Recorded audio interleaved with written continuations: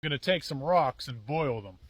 I'll put as many in there as I can. I'm going to show you a little trick on how to dry your wet boots and socks, gloves while you're out in the woods. You want to make sure you use rocks found on dry land and not near a body of water or in water. Rocks in a stream or river have had many years to soak up water deep inside of the rock, and they could explode if heated up.